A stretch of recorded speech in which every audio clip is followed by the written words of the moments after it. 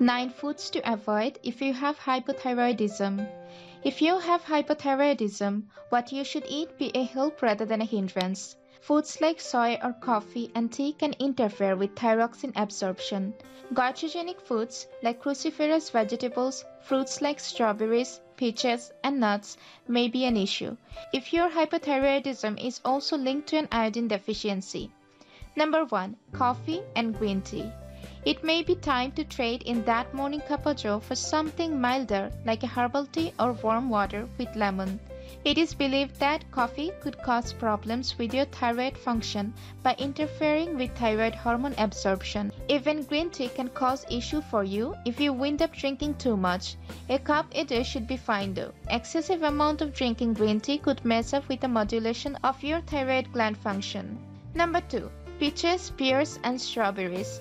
Tempting though it may be to tuck into fruit like strawberries, peaches, and pears, you will need to find alternatives that are more supportive of your thyroid and aren't goitrogenic. Try snacking on antioxidant-rich blueberries or cherries or citrus fruits instead. Number 3. Soy foods.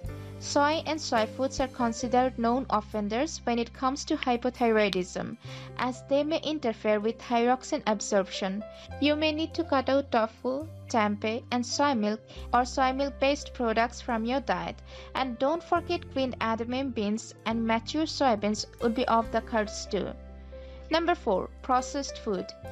Avoid processed food like ready-to-eat snacks and meals, potato chips, cookies, crackers, mass-produced cakes, or even that snacking staple, the hot dog.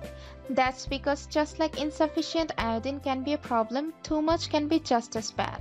Highly salty produced foods are often high in the mineral, and you could wind up getting too much by having these foods on a regular basis. If you have hypothyroidism due to Hashimoto's disease, higher levels of iodine in the body can send a signal to your thyroid to further drop thyroid hormone production, making your situation even worse. Number 5. Cruciferous vegetables like cauliflower, broccoli, and cabbage. While they are very healthy vegetables and packed with nutrients, cruciferous vegetables can be a problem for those with hypothyroidism. Try and avoid having foods like cauliflower, Brussels sprouts, cabbage, and broccoli, especially if you are eating them raw. While they are all known to be goitrogenic, some are more problematic than others. But turnip tops, broccoli, and broccoli rabe largely okay to have in moderation since they contain far lower amounts of goitrogenic chemicals. Number 6. Raw leafy greens like spinach, mustard greens, and kale. Raw kale, mustard greens, and spinach are goitrogens. Interfering with your body's ability to use the iodine it gets, its effect on the nutrients uptake suppresses thyroid function. However, this issue lies largely with the raw form of these leafy vegetables. Cook them before using and you should be fine.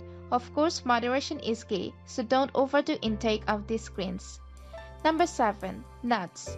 Nuts like walnuts, peanuts, pine nuts, and almonds can be an issue for those with hypothyroidism due to their goitrogenic effects. Nuts are also a good source of other nutrients like selenium and calcium, and you may want to consider having them in small amount if you do not have an iodine deficiency. Number 8. Gluten.